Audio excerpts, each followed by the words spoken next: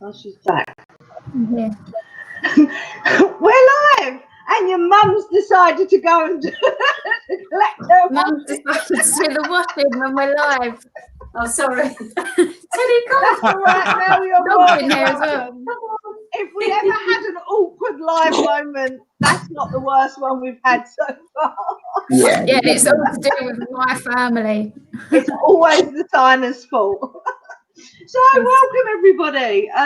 Welcome to this lovely Thursday. It was been raining today. It's been awful, but my car passed its MOT, so it's all good this end.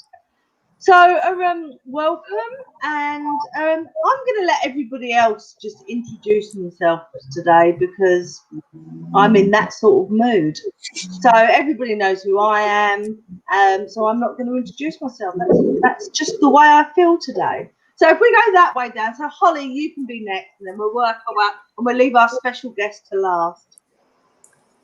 Okay, so I am Holly. I am the signer for Much Laughter, and I've been with Much Laughter for a couple of months now, since about Christmas time. Christmas time, maybe? No, I think it was before that, but never Longer mind. than that, maybe even before that. Yeah, So that's me. Hi, I'm Aaron. I am the other host of this. I'm very much on your vibe of like, let's just see what if I don't sound great. I've got a cold, but it's weird because it's not like I don't feel bad, just have no voice. I know exactly when I got it because I went to the hairdressers. And it was my second lockdown haircut, right?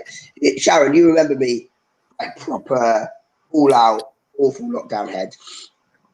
So I went to this barber's, and they were brilliant. They had face masks, shields, really conscientious the whole time.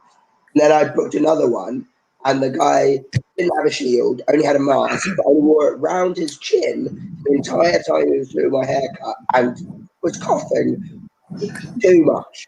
And that is why I have a cold and won't be talking for the rest of the show. So, but have you been tested? Or are It's not COVID. I know. It's not COVID. Yeah, it doesn't sound like a dry cough. Yeah, no, it's very much. Sounds like a phlegmy cough. Cold. Cough. Let us hear you cough, and we'll make a decision. Absolutely not. I've doctors. already muted myself once when I've been coughing up phlegm. I'm not going to be on mic and hear me cough. I've got this. Look, watch this. Pro. And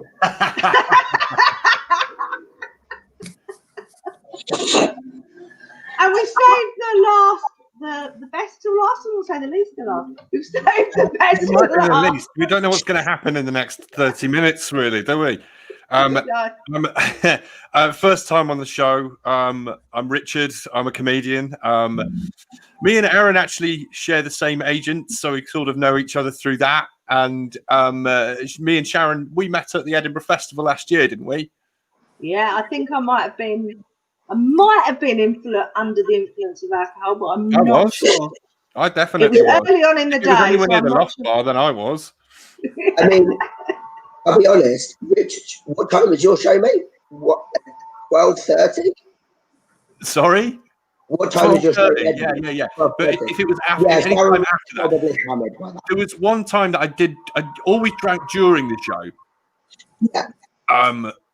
But there was one time that I did have to drink before because the accommodation in Edinburgh was fine, but the mattress was so soft. I got a really bad back, and I couldn't move my back one day.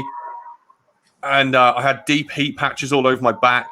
And then the lovely barmaid who was seeing me every morning and get me coffee, she decided to give me a whiskey before the show on the house, which was really nice of her. So it was the one time that I went on a little bit hard.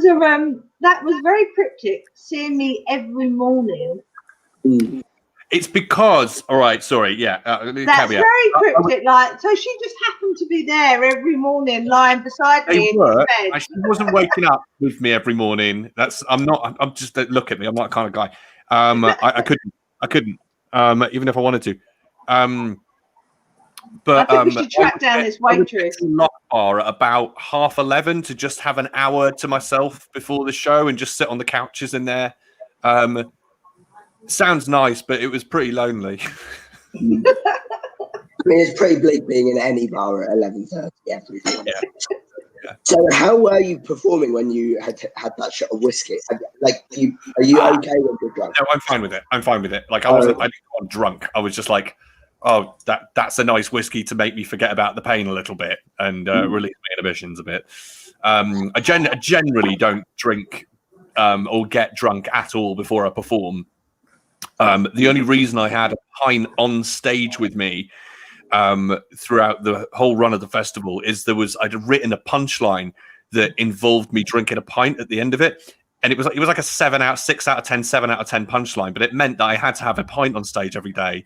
I don't know if that was a good thing or a bad thing, but I did hear about a show where somebody wrote into the script that they downed a bottle of white wine and they went through with it. I know my friend had at the end of his show, he would eat a whole creme caramel in what he would caramel. And he said by week 3, he just hated creme caramel. It's the only thing he was not enjoying about Edinburgh. So what was your show about? Come on, Richard, tell everybody else what the show was about, and then that will bring us back into Blue Badge comedy. Yeah. So my show was called Right Hand Man, on the basis that my right hand is completely normal, so I have to use it for everything because my left hand is not normal in a sense. So I was born with a condition called Poland syndrome.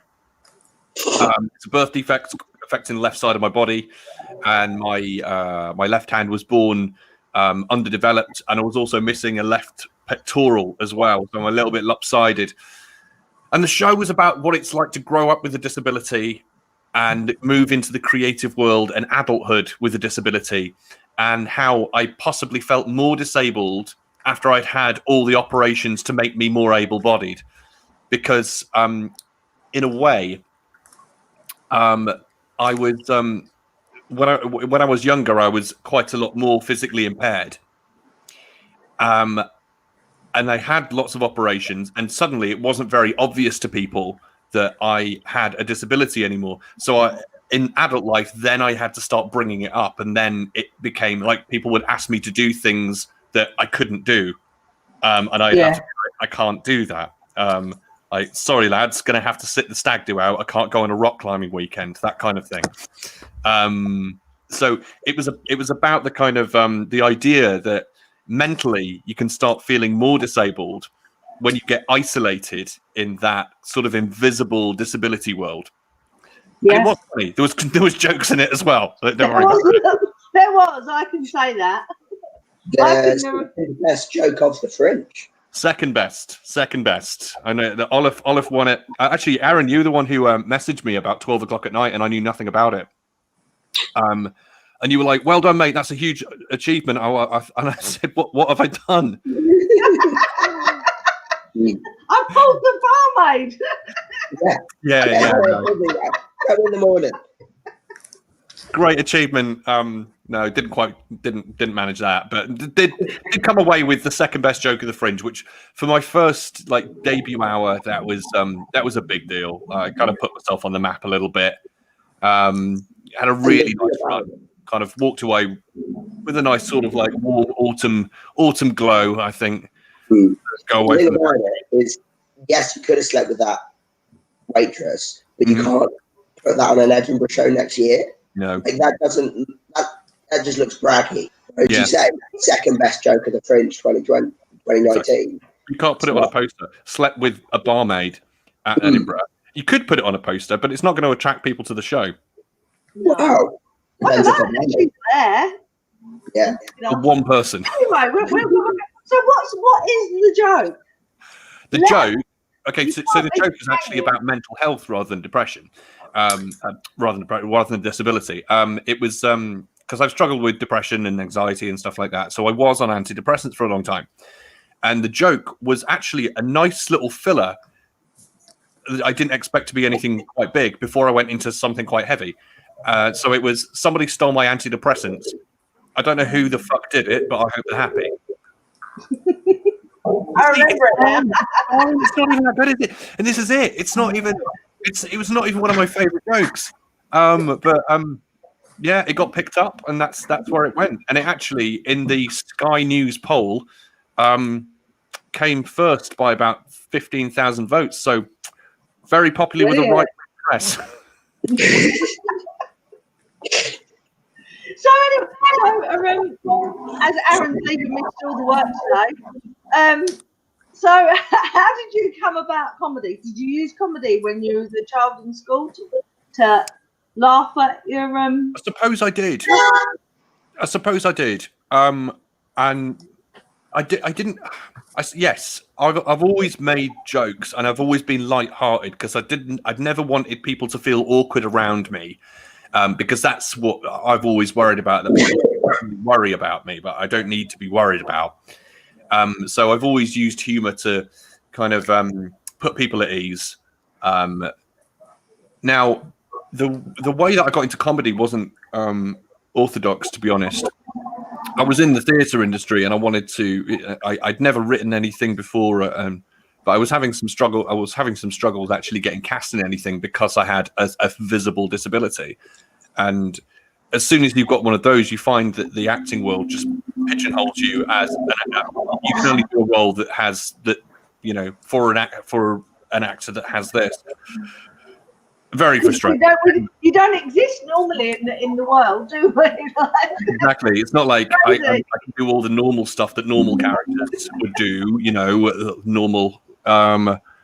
Everything that I did had to be defined by the disability that I had. So that was frustrating.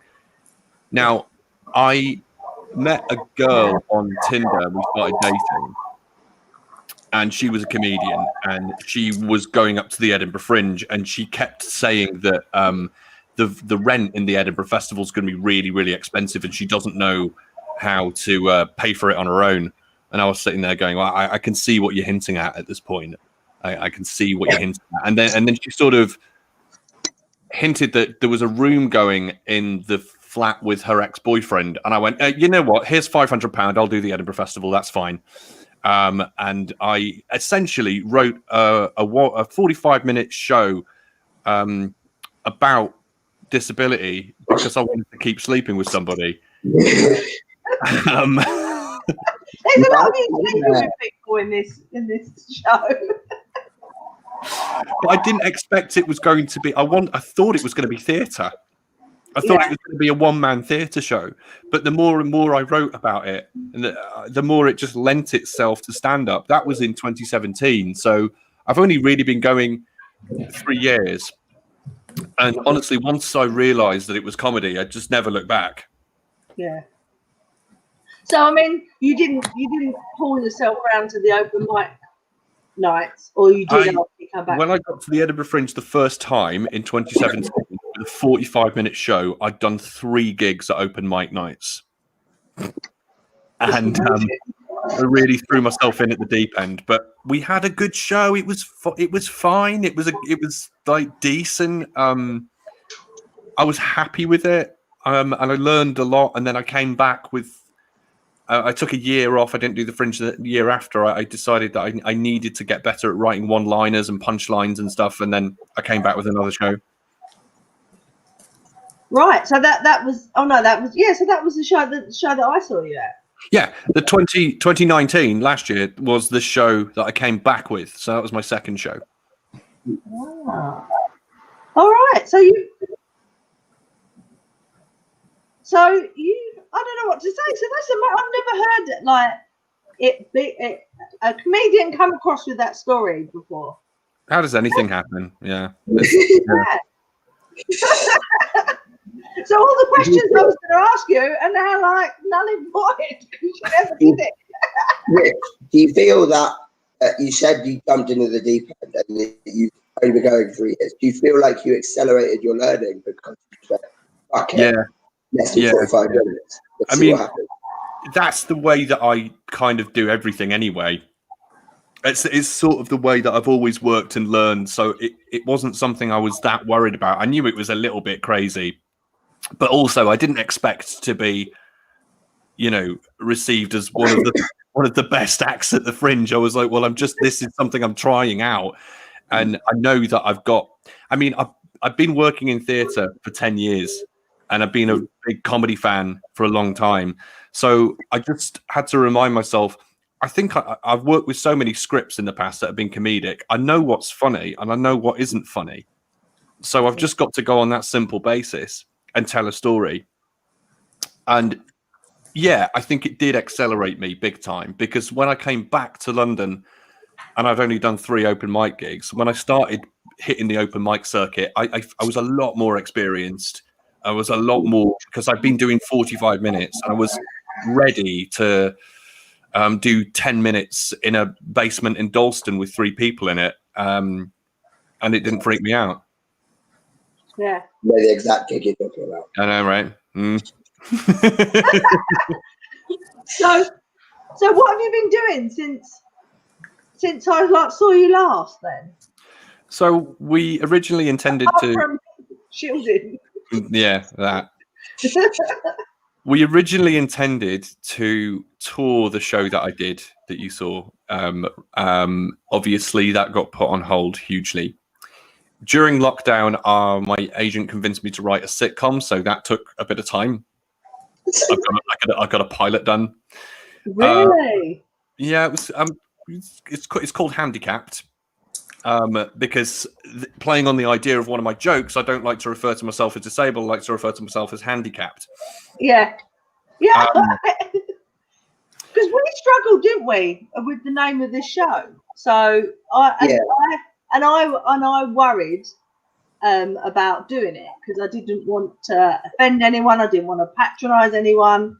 So I left it up to you to do it.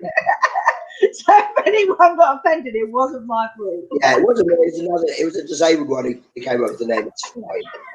Yeah, that's cool. But then we have relaunched the tour. We got Arts Council funding. However, the tour has changed somewhat. I'm only doing 4 or 5 live shows, and the rest of it is going to be online. However, I'm not just going to do stand-up to camera. I'm writing a completely different show based on the live show, which is going to have a camera in my face that follows me around to different locations, and I'm going to be basically doing a 45-minute monologue down the barrel of a camera. We've teamed up with Burke's Nest. Fantastic help. Great company to. I'm really proud to be involved with them. And then we are doing the live show at the Greenwich Theatre on the 1st of November, and it's going to be filmed by Next Up Comedy. So then it's going to be up in its way. Greenwich is my hometown, so I will be there. Perfect. I'm rewriting it as well, because it's I looked at the script last week, and there's stuff in there that I would never have written now. Everybody knows you become a better writer when you just have that time, and I can't recommend anything better than going back to a script that you wrote a year ago, 1.5 years ago, and just starting it again, and it's just so much better. But you don't like to make things easy on yourself, do you? Like, the thought of doing a monologue like for 45 minutes is like a pretty crazy idea. It's not that different to doing stand-up, and obviously when you do a live show, you've got the energy of the audience. But with an online thing, it's not so much. It's basically doing a monologue anyway. Yeah, so I thought, well, I may as well play to that aspect of it, rather than standing in my bedroom with a microphone, which is fine, but I've been entrusted with some Arts Council money, and I really want to give people something quite unique. Yeah, and I think you will. If there's anything to go, on your Edinburgh show, I think it will be. Yeah. So, Aaron, have you got any catch-ups for me? Not really. You got a cold? Yeah, I got a cold. That's the exciting news of my week. So Rich said that we have the same agent. Andrew also convinced me to write a sitcom as well. So I was about to say that. Was it just Richard that was asked, or was you asked as well? Yeah, no, I'm doing this as well. No, not much is really happening. I mean, I'm back gigging again, which is great. It's sort of 1 or 2 a week again. Live or online? I've done a couple live now, so I'm like back in the flow and be like, oh yeah, I remember this is like people pay me to do this. I'm actually doing this, which is nice. I think I got a speeding ticket on my last gig, so I'm back on £0 for 2020. Okay, hang on, let me mute. So this is what we were. He didn't mute himself. Yeah, I did. So this was we were saying, Richard, like Aaron took the wrong time to go like full time. Yeah, I mean, the wrong year to go stratospheric, didn't you, mate? I'd say. Time last year. What an idiot I am! I didn't predict the global. Oh, you knobhead! You didn't know it was coming. Also, my other job would have been totally wiped out as well. So it's not like I've made a terrible decision. I wouldn't be personal trainer now anyway. Has anyone quite enjoyed lockdown a little bit? Like, no. Oh, Carl, I don't know. There's been elements of me. I do like the idea that I know what I'm doing every day. Okay. Yeah. What parts of lockdown do you want to keep moving forward? Because I'm honest, I'm a big fan of the elbow bump. Like, that is way better than a high five or a handshake or hug. You know where you're going with that. The thing is, I've always done that. Well, I've been in practice of doing that for a long time because I used to work on a borough market. Working with cheese and everything like that, and everybody does that. All the market traders elbow each other like that. So now I know where you got your confidence and your swagger from. It was working on the market. No, it was having a disability from a young age. That's true. It does turn you into a cocky flip. My experience. Yeah. I don't really know any sort of like shy and retiring disabled people. I think it is. I mean, I'm not saying they don't exist. I'm just saying most disabled people that I know tend to be quite extroverted and quite loud and proud. Because once you've overcome certain things in life, you know, meeting new people and talking to people, it's for me personally isn't a big deal. Obviously, there's people who are affected differently by that, but that's my personal experience. And when I did the last full hour that I did was up at Leeds Playhouse, and we invited Leeds disability community to come, and about 15 of their members came, and they were so outgoing. We had like a big kind of like meet and greet beforehand and everything like that, and we had a great time. And what was really funny is the audience was maybe about 20% people with clearly were disabled. And at the beginning, everybody, you could tell that the able-bodied audience were a little bit nervous about watching me do jokes about disability in front of so many disabled people. So I just had to go around, and they were really like playing ball and laughing, like to be like, it's okay, guys. So I was just like, you know what? Let's just go around. Everybody tell their favorite disabled joke. What's the worst one you know? What's the worst one you know? And they're not going to get any worse than that. So everybody relax now. Let's get on with the show. I think we did it's sort of like my proudest moment, and Holly was there. We did the lot. So gradually, as we were doing the live gigs, our audience became more and more members of the audience with disabilities. So we ended up with a big autistic group that ended up being about 20. Ended up adults with autism were booking me like 20 seats at a time, and then Holly was signing, and her sister Jazz came, and her deaf friends come, and then we got other deaf people coming, and in the end, the whole audience we were sold out for 5 months on a trot, just full of carers and disabled people in the audience. That's and like the acts were coming, and I was like, just so you know, we have a sign up, and the audience are made up of people with disability and their carers. That's it. And it was just, but it was amazing. Like, it was a really good night. The last one, the Christmas one, was really good. And what I love doing is incorporate, if I've got a signer on stage with me, for instance, Holly, if you were on stage and I was doing it, I really love incorporating the signer into that. I'm not going to pretend that they're not there. yeah. So if I make a mistake and they sign, I go, did you sign my mistake? Did you sign that? You signing this I'm saying right now? Don't sign this, and that it becomes a bit of back and forth, and then suddenly everybody's involved. No one is. It's great fun. I don't think anyone's not involved. You actually, have they, Holly? Everyone. Yeah, Tom, everyone. I've even got up dancing. Yeah, and Tom Ward got Holly to sing "I Believe" with him, and I giggled and Tom Holly Ward didn't last even night. know the song. Like, talk Yeah. about, I was just improvised.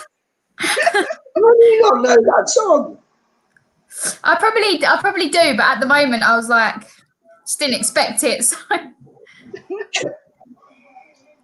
But it is really good. But because I was really worried, we had Mark Simmonds on once, and he was like, obviously one-liners, and I was like, oh my god, I'm not sure if the autistic people are going to get it, and but it was fine. And I think sometimes you just have to relax. And I think if people see you uptight and it's not going to work, and it's going to be that's the worst. that just goes out onto the audience. Yeah. The comedian paradoxically, the comedian has to be the most relaxed person in the room. Yeah.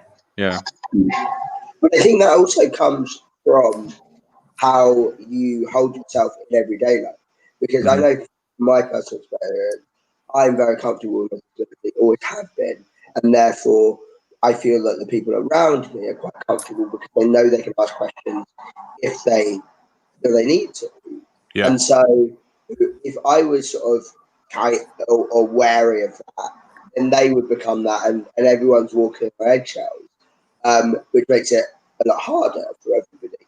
Whereas, so if you're relaxed, it then makes everybody else calmer, and that's the way it continues to go. And so it's just as true with comedy as it is with life. Yeah, I agree. Nikki's just written something, so I just thought I can't see. Things are coming up, and I can't see anything because I haven't got my glasses on. We learned all the swear words too.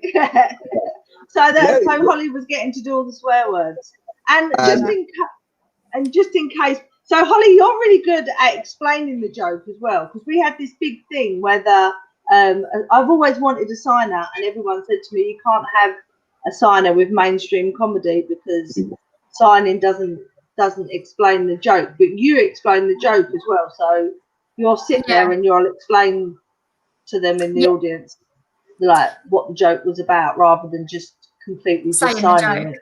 Yeah, because then they know what it is they're laughing about, and then it might be a bit delayed, but then they start laughing afterwards. So there was a little segment on Frankie Boyle's tour of Scotland, which was on the BBC about 4 months ago, and he had a little interview with the woman who does all the signing for his shows in Scotland and goes around with him, and she said something similar about how being able to explain the joke and getting the working out what the timing is, it's such a skill. But then she said one of her friends, he'd read a lot of Frankie's work, he'd read all his books, and then he came to see the show and see her sign it and everything like that, and afterwards he was like, I don't actually like him, I didn't think it was very good, now I've actually seen him. That's so funny. Well, I'm just looking at the time. I can't believe half an hour has gone. Yeah, that's gone quick. Especially as Richard pulled all my questions by just saying, "Oh, I just wrote 2 Edinburgh shows. That's it. What do you want me?" So, right. So you two, do you want to do some plugs? So your show's going to Greenwich. Yes, so I think that's the main plug. I've got my show on the 1st of November at the Greenwich Theatre at 8 o'clock. There are a couple of other dates I'm doing, one in Luton, one in Sheffield, and I have a couple of online shows. Now, all the details can be found on my website, which is richardstottcomedy.co.uk, or follow me on Twitter, which is @TheRStott. Brilliant. And it's Aaron, Stott. have you got anything to Stott. plug No, in the no. last 3 seconds? No, nothing to plug. It's Stott with 3 T's and not Scott. Which It's I not. thought It's you 2 T's. It's There's STOTT. But I thought you were called Scott for about 6 months. My landlord still thinks I am. Everything I've signed is Richard Scott. If I do anything, it's not me.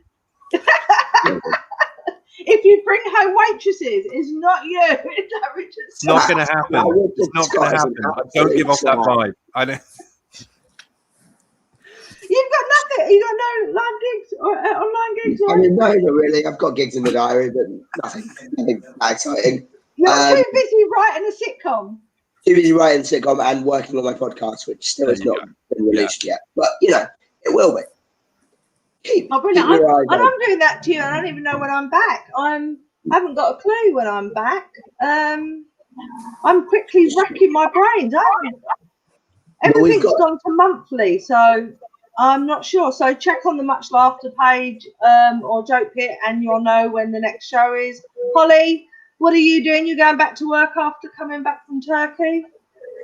Yeah, I'm going back to work. I'm going out tonight to the pub because it's the last night of past 10 See, p.m. it's the youngsters. The youngsters are causing all the tonight. problems. It comes in tonight. You're getting kicked out at 10. No, it's tomorrow, isn't it? Nope, No, it's it's Thursday Thursday. today. No, today. Ah, well, that's ridiculous. Should have gone last night. Ah. Oh, well. We're not going to leave you and say goodbye to everyone so Holly can go and get a last bit of drinking. Yeah, God. Look, we all believe in you. We believe you can do a night's worth of drinking in 2.5 hours. Let's do it. You can do it. Mission accepted. Have you seen, this is the thing I'm really, and I know I'm running over quickly, but I'm really confused about this, that if you have a live comedy on in the pub, they're saying the comedy night can continue, you just have to stop drinking at 10 o'clock, serving alcohol. Yeah. But people will just buy 3 or 4 beers at 10 o'clock and just carry on watching the comedy. So what's the point? I don't understand. It's almost like they haven't fully thought it through. Almost like they've just done something to be seen to be doing something, isn't it? Yeah. It is. Anyway, before we get on our political bandwagon, we're already 2 minutes over. Thank you ever so much, Richard. Thank I you, can't everybody. wait to see you down at Greenwich. I love that theatre anyway. So I can't wait to come and see you. Erin, I will speak to you in the week sometime anyway. And Holly, go off and I'll see you tomorrow night. And See you tomorrow. message me.